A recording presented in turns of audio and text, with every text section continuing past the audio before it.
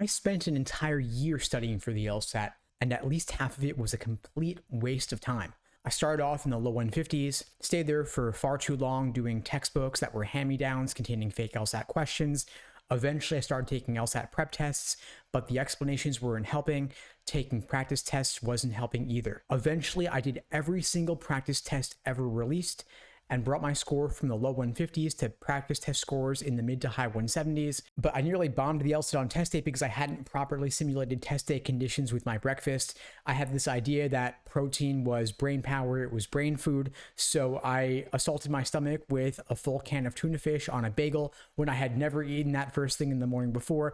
This was back when the LSAT was in person only, and you could only take it on Saturday morning at roughly 9 a.m. So at 6 a.m., woke up super early, ate that bagel with the tuna fish. It did not go well. My stomach rejected it wholeheartedly. I ended up vomiting up the entire thing, and I was like, oh my God, what am I gonna do? So I left my apartment and I grabbed a banana from the fruit stand on the corner near the subway, and I headed down to the test center, took the LSAT, ended up going totally fine, got my 175 in the end. It all worked out. But of course, that's my routine in terms of what not to do on LSAT test day itself. Of course, getting a top score on the LSAT is not just about the day of. It's not just about avoiding doing stupid things on the morning of the LSAT.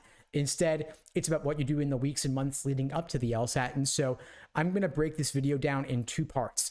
Whether you're new to the LSAT or you've been at this for a while, either way, I'm going to share with you how we structure study plans for our students at LSAT Unplugged.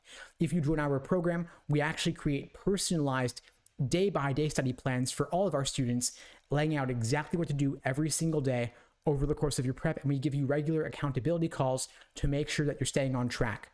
Even if you're not part of the program though, this study plan structure can still help you avoid wasting your time. It shows you what to do, what not to do.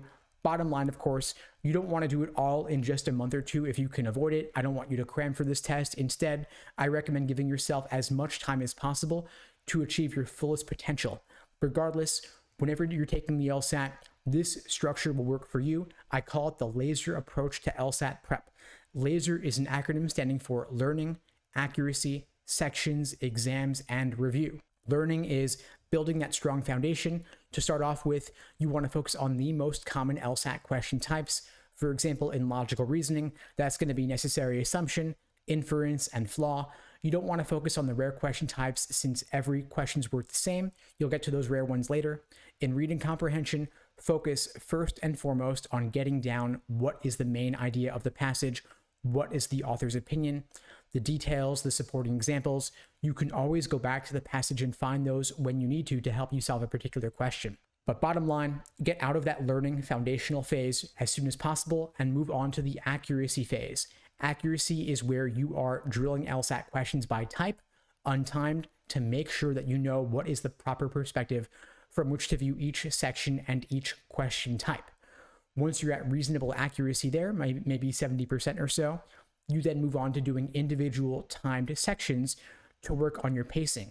These are going to be 35 minutes with standard timing.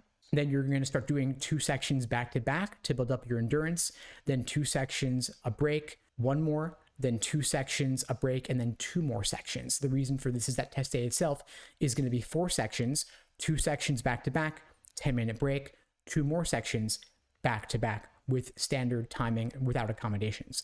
So then you're moving on to those full-length timed practice tests.